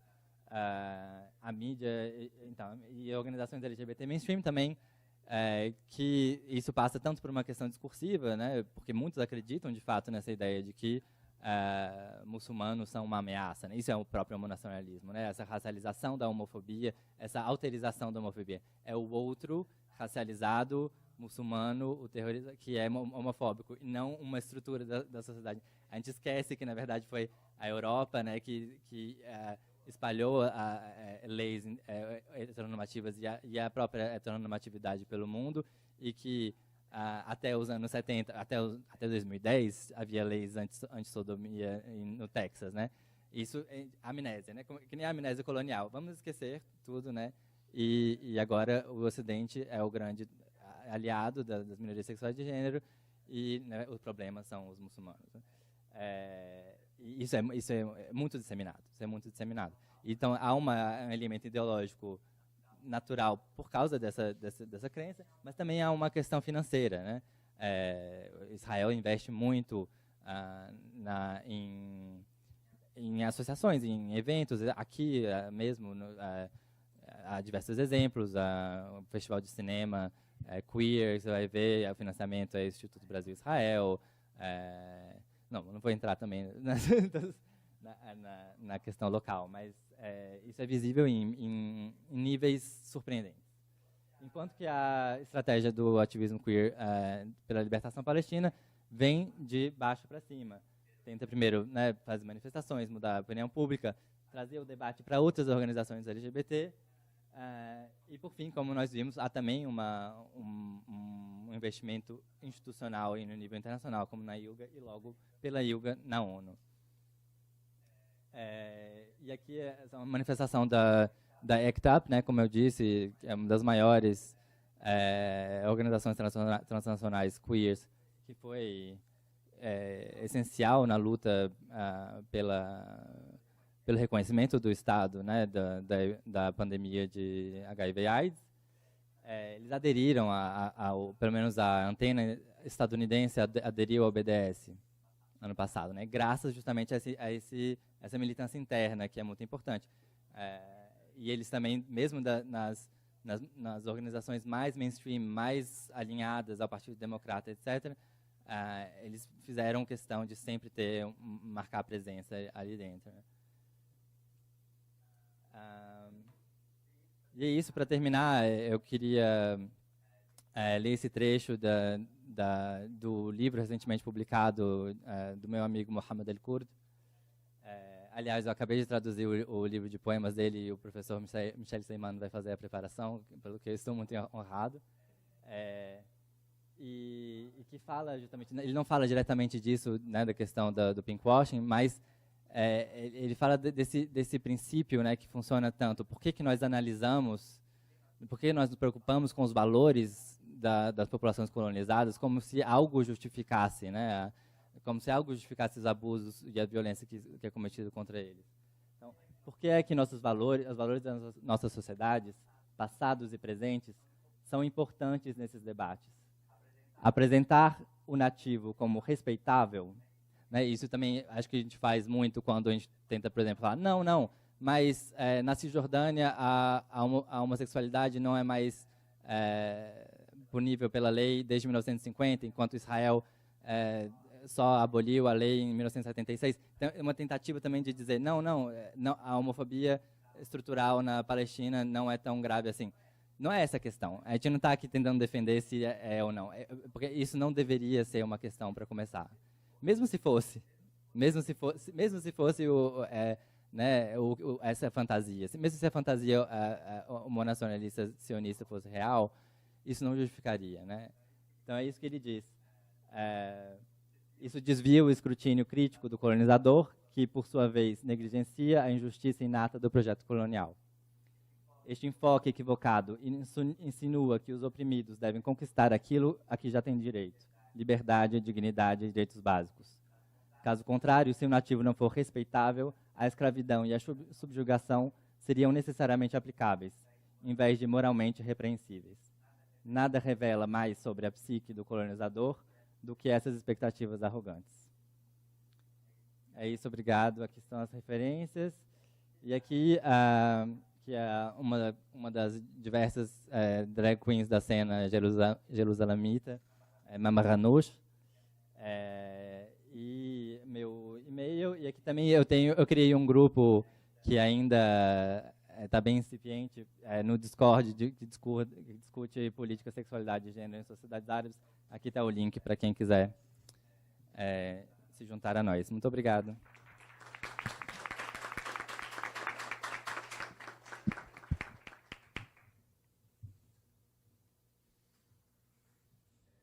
Obrigado, então, a todos. Eu procedo agora aos comentários e depois as dúvidas, Pedro. Eu posso só fazer uns comentários para abrir, então? Bom, primeiro, obrigado. Eu achei as apresentações bastante instigantes. Como eu disse, retomando minha reflexão anteriormente, e vai encaixar bem com o que vocês apresentaram, vocês apresentam um panorama subversivo, no melhor sentido da palavra. Seja pelo enfoque em minorias, seja movimentos sociais diversos, em torno de um poder constituído, né? O poder constituído, que no caso aí do Gabriel, acho que foi cristalino, como foi apresentado, num primeiro-ministro que toma um discurso quase como se fosse uma galhofa em cima de pessoas. Isso é uma afronta à dignidade humana universal, né? Isso não, os movimentos de resistência que eu gosto de analisar, eu lembro que no meu mestrado a gente estudou políticas pós-coloniais, e hoje a gente nem fala mais pós-coloniais, a gente fala decolonial, enfim. E eu achei interessante, Gabriel, vou começar com o seu caso, porque me fez lembrar, eu estava há um tempo estudando sobre o Irã, escrevi um livro sobre a história do Irã, que eu acredito que mereça até mais debates sobre o Irã, né? Em que, em determinado momento, um período muito efervescente da produção de arte, da tradição pós-safávida, entrando num período já Qajar, século XVIII, que foi muito rico, muito efervescente no Irã, na época do Império Persa, do século XVIII. E eu achei interessante que foi um momento em que era muito rico na produção cultural, artística, as pinturas, em que eles pegaram a tradição de retratar jovens, e você tinha uma nuvem grande de senso estético, de que era homem, mulher, que era artista. Na poesia Qajar, você tinha o elogio de um jovem masculino, vamos assim dizer, que seriam os mesmos que seriam usados para a mulher. E teria, então, várias identidades aí, que depois, com os britânicos, com os valores vitorianos moralistas, eles falaram assim, isso aqui é legal, isso aqui não pode. Então já começa também aí. Eu achei muito interessante, Gabriel, porque eu tenho quase vontade de falar, de buscar mais, aí estou falando como historiador, como você vai estender essa teoria queer no sentido como que ela foi construída historicamente. Isso é muito interessante, sabe? Porque é uma produção de controle, né, de poder, né? O Rodrigo, eu acho que no início, eu acho que o Rodrigo, eu acho que é interessante também, que o Rodrigo, ele pega algo que eu acho interessante, que eu estou lendo sobre mais algo, as reflexões de teoria decolonial, que a gente tem, na história, a gente está precisando, eu acho que nas relações internacionais também, eu acho que o Rodrigo traz isso, a gente está precisando sociologizar mais a história e as relações internacionais, enxergar as nuances sociais, e não remeter aquele exagero que a gente fazia há um tempo, que era história política ou até mesmo história diplomática. Então, como se fosse o discurso dos grandes homens, diplomatas, generais, tratados e batalhas, e o resto não tinha história. Então, sociologizar isso é buscar os grupos, articulações. Você fez de maneira até gramsciana, né, da disputa de poder, e eu achei muito interessante. E a Catarina trouxe também uma análise que eu achei muito interessante, merece muita análise, que é a questão da Constituição. Hoje é uma autonomia, uma busca da autonomia da política externa saudita.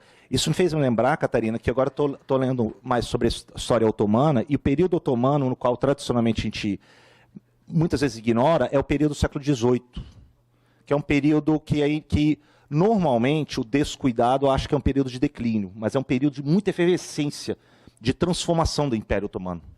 Ele busca alternativas, né, ele busca rearticular.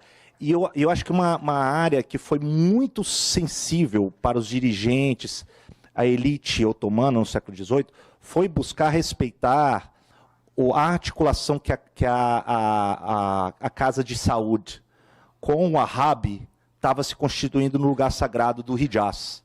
Eles deixaram isso muito autônomo, então ali já foi dado uma autonomia muito grande. Mesmo porque eles queriam se legitimar como aquele portador do estandarte do profeta, e aí seria colocado como califa, e por assim vai.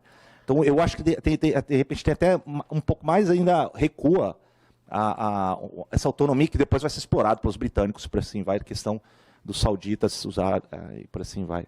E também, por último, eu queria falar do discurso que foi falado do Matheus, a respeito desse enquadramento emotivo.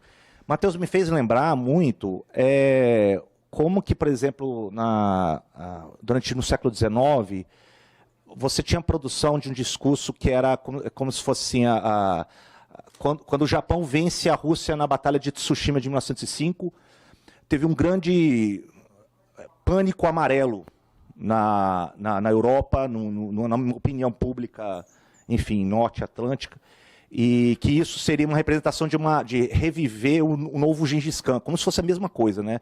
São hordas, né?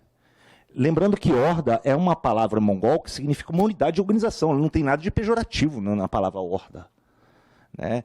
E também, depois do discurso estadunidense que apresentou os japoneses como um perigo amarelo, né, aquela produção daqueles documentos Know Thy Enemy, que era assim, os japoneses são belicosos, e assim vai, retratados de maneira estereotipada, depois uma virada de discurso depois que o Japão se rende na Segunda Guerra. Isso me fez lembrar muito, em cima da emotividade.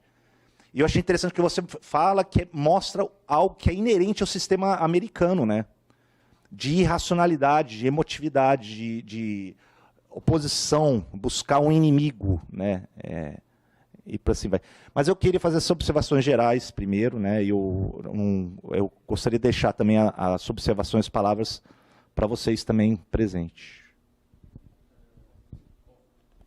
Nós temos uma pergunta do chat do YouTube para a Catarina, que é uma pergunta do Matheus Santos. Ele pergunta: o quanto a redução nas tensões entre Irã e Arábia Saudita e as estreitas relações entre Trump e Mohammed bin Salman podem contribuir para uma revisão na posição dos Estados Unidos sobre Teherã? E tem um comentário, uma colega chamada Beatriz, que gostou muito da fala do Gabriel, gostaria de saber os dobramentos da pesquisa dele e acompanhar também o link que você compartilhou depois para ver aí o acesso. A gente pode talvez coletar mais perguntas, não sei se fazer uma rodada geral primeiro, se forem aparecendo outras, aí a gente passa. Alguém já tem perguntas?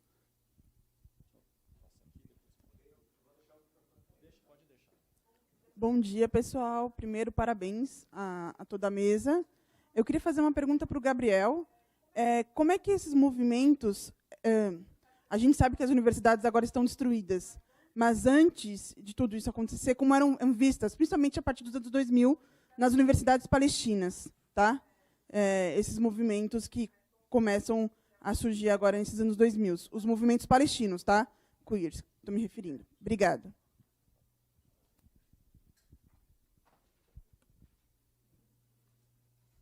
Bom dia. Tá dando para ouvir? Bom dia, gente. Queria dar parabéns para todo mundo, primeiro. Foram incríveis os trabalhos.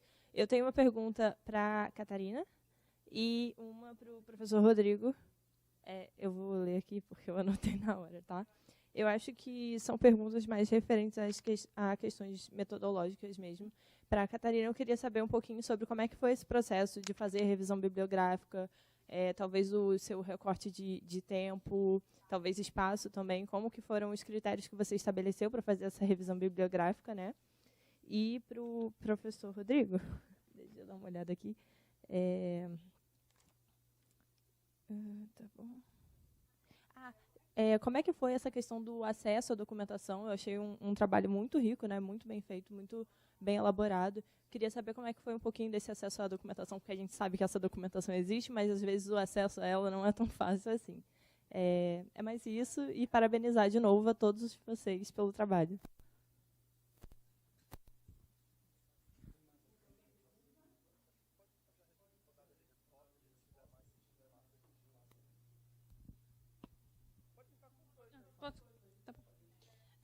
Bom, obrigada pelas perguntas.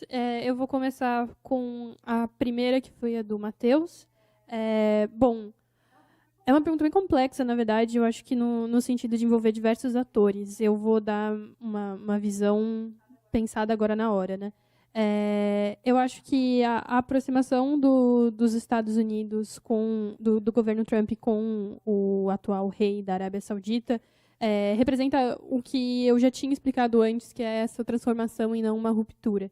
Então, não impacta eu acho que de forma significativa. Na verdade, a Arábia Saudita ela foi colocada como um grande mediador no que está acontecendo com o Teherã e com todo o genocídio palestino. Então, a Arábia Saudita ela foi colocada como um possível mediador e como central para essa questão por muito tempo. Então, eu acho que o que é válido trazer para aqui agora, na hora, é dizer que os atores eles realmente agem de forma diplomática e racional, baseada no interesse e em cooperação.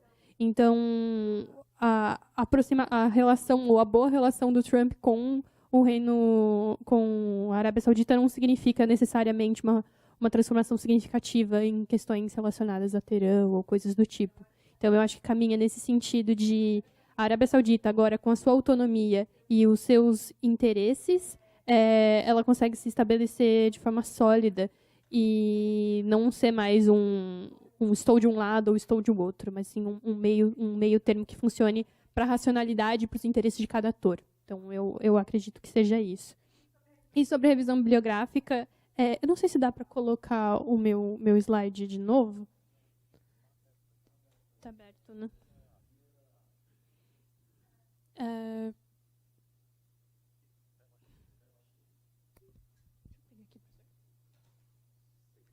Eu passo aqui. Essas foram as minhas principais biografias. A minha revisão bibliográfica, na verdade, é o modelo que era o TCC, então ele é nesse formato de revisão bibliográfica. O primeiro processo que eu fiz, na verdade, foi uma pesquisa geral sobre tudo que se tinha sobre a Arábia Saudita, e aí o recorte foi acontecendo meio que baseado na atualidade. Então, como o foco era petróleo e Irã, eu foquei em autores que falavam sobre isso. Então, eu usei bastante diversas plataformas, como, por exemplo, o próprio Google Docs. Meus professores indicaram textos e autores que falavam sobre isso. Eu usei bastante revistas internacionais, por exemplo, Foreign Affairs também. E depois que eu achei um pesquisador que que tinha um foco nesse tema, eu fui trabalhando ele. Então, por exemplo, o último, que é o Gregory Gause, ele escreve muito sobre a Arábia Saudita. Então, eu fui atrás de muitos textos dele em diferentes aspectos, em diferentes revistas, em diferentes artigos. A mesma coisa com a Karen Young, que é uma autora da Foreign Affairs. Então, e outra coisa, quando você trabalha a revisão bibliográfica, é você entender com quem são esses autores, né? Então, de onde eles estão falando também. Então, é um aspecto importante. O Gregory Gause, ele é norte-americano, então os textos dele têm uma tendência um pouco mais realistas e, enfim, tendenciosas. Então, tem todo esse tipo de trabalho que tem que trazer. Então, a minha análise, na verdade, foi olhar esses principais e tentar trazer pontos em comum a eles. E aí foi onde eu cheguei nas conclusões, ou melhor, nas considerações do meu trabalho. Acho que é isso. Obrigada.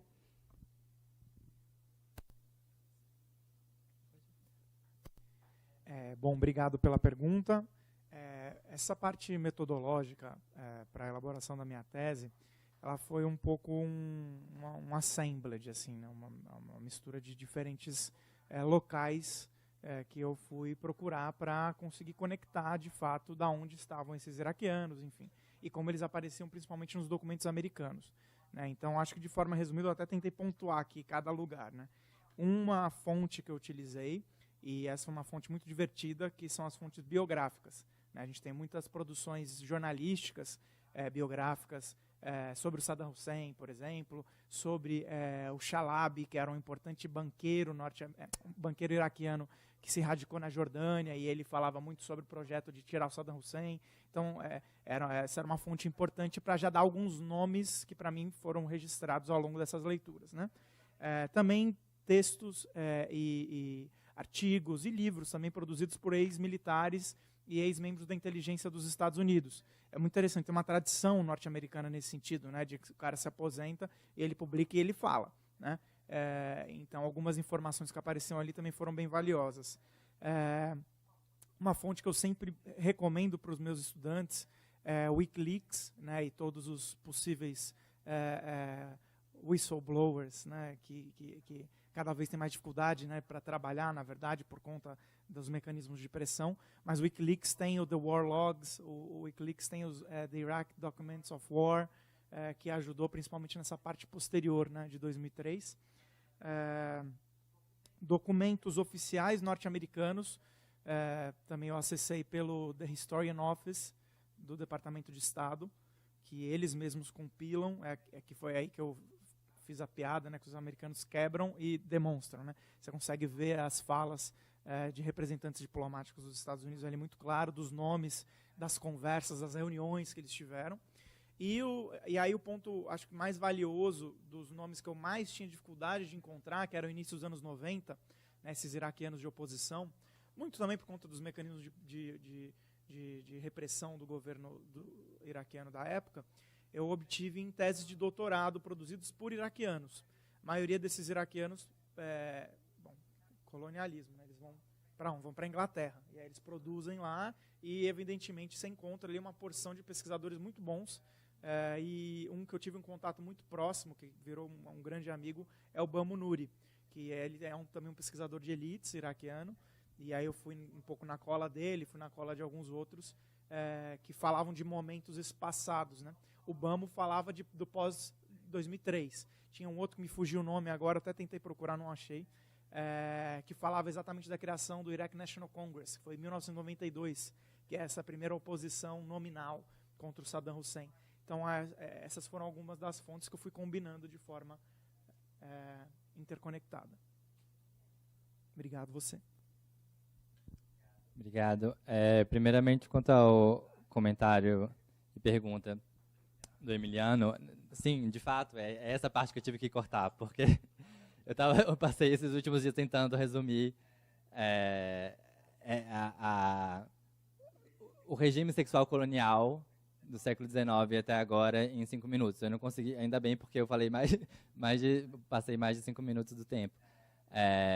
Mas sim, e tem sobre o Irã, né, tem aquele livro maravilhoso da Afsaneh Najmabadi, Women with Mustaches, Men Without Beards, que fala justamente disso, né? Mas não só isso, como ao longo de toda a história, em diversas sociedades, né? O próprio Foucault fala disso, como o Ocidente é a única civilização que não tem uma ars erótica, né? Não tem uma arte como o Kama Sutra, como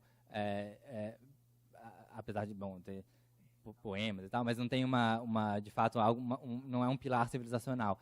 E na literatura árabe clássica, a literatura homoerótica, a temática homoerótica é onipresente, né? Abu Nawas, o maior poeta que ainda é considerado até hoje o grande poeta árabe, assim, a porcentagem enorme dos poemas dele eram sobre, né, eram poemas explícitos, né, sobre se embriagar e ter orgias com efebos, né? A grande maioria tinha essa relação também de idade, que isso também criava uma categorias de gênero diferentes, né? Não eram binários, né?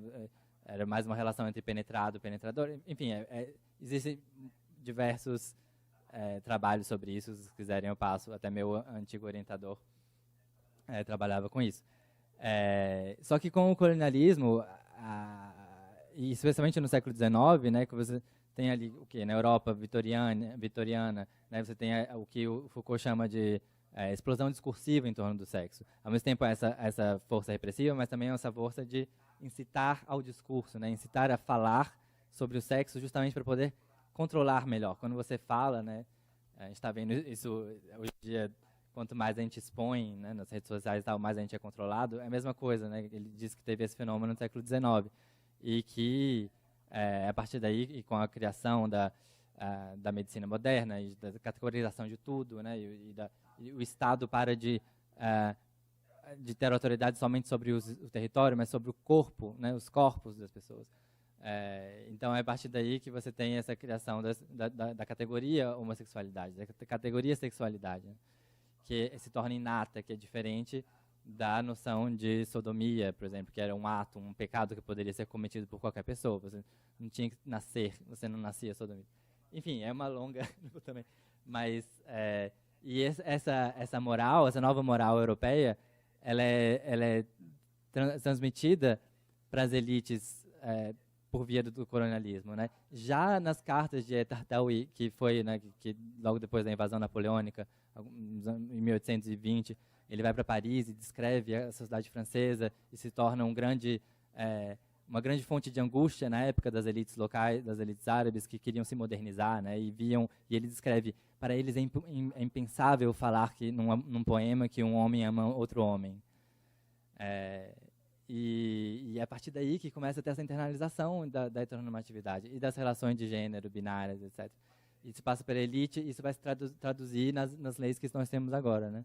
Essas leis que sancionam a homossexualidade são muito parecidas com as leis que existiam nas metrópoles, né? Mas elas não foram necessariamente impostas diretamente, mas elas passaram por esse processo de tradução da moralidade por via dessas elites. Né? E o Joseph Messado fala disso no seu livro The Siren Arabs. Então é isso, essa parte da genealogia, não tem histórico, é uma coisa mais Foucauldiana, então se apoia na história, mas faz conclusões, né, a partir disso. Ela está contemplada na minha pesquisa. Quanto sim, o desdobramento da minha tese, então, o link depois ficou pouco tempo, mas e-mail é gabriel.semerene@gmail.com, vocês podem me mandar um e-mail e eu mando o link de convite para esse grupo. E a sua pergunta sobre como os movimentos queer são vistos nas universidades palestinas. Então, as 11 universidades que eu mencionei que foram destruídas são as da faixa de Gaza, né? Ainda há universidades, né? Inclusive uma ótima universidade que é a Universidade de Birzeit, que colabora, assim, eles fazem, eles têm um departamento de gênero e desenvolvimento, tem um departamento de estudos de mulheres, que enfim, há uma liberdade de falar disso e apesar de que recentemente houve, em 2018, um romance de suspense, assim, palestino, que foi censurado, foi a primeira censura da parte do Ministério da Cultura da Autoridade Palestina, porque tinha uma personagem homossexual. Então, né, há essa pesquisa e tal, mas também a gente vê uma certa repressão. No entanto, né, como o Rafael acabou de dizer, por causa justamente das dinâmicas coloniais, a boa parte da produção acadêmica palestina é feita ou em universidades israelenses, né? Tanto tem uma grande teórica feminista que foi suspensa e depois demitida da Universidade Hebraica de Jerusalém, a Nadra Shalhoub, enfim, eles têm essa atuação dentro das universidades, ou a grande maioria, na verdade, em universidades ocidentais, né? O Sayed Hachan, que é, para mim, talvez o maior teórico desse movimento, ele é da Brown, enfim, então, né? Mas sim, há uma produção interna, né, de palestinos sobre o movimento. Isso. Bom, eu queria agradecer o Emiliano também pelo comentário. E você falando também me lembrou, quando você disse sobre a irracionalidade do sistema americano, me lembrou muito um livro que é, na verdade, um conjunto de artigos que, enfim, tem artigos do Chomsky, do Thompson, que fala sobre exterminismo, né? Fala sobre como uma nova onda de medo e de ansiedade dentro do sistema americano se desenvolveu depois da criação de arsenais gigantescos de destruição atômica, né? Então, como os Estados Unidos parece que enfrenta quase década a década uma nova onda de um medo diferente, né? E precisa deslocar esse inimigo. Então, seja na figura do japonês, depois seja na figura do comunista, né? Principalmente depois da Revolução Bolchevique, seja a partir da figura do árabe, enfim. Então, como parece que isso está quase na base, né, da coesão da nação americana, né, da necessidade desse inimigo externo, e como isso foi diversas vezes deslocado. É isso, obrigado.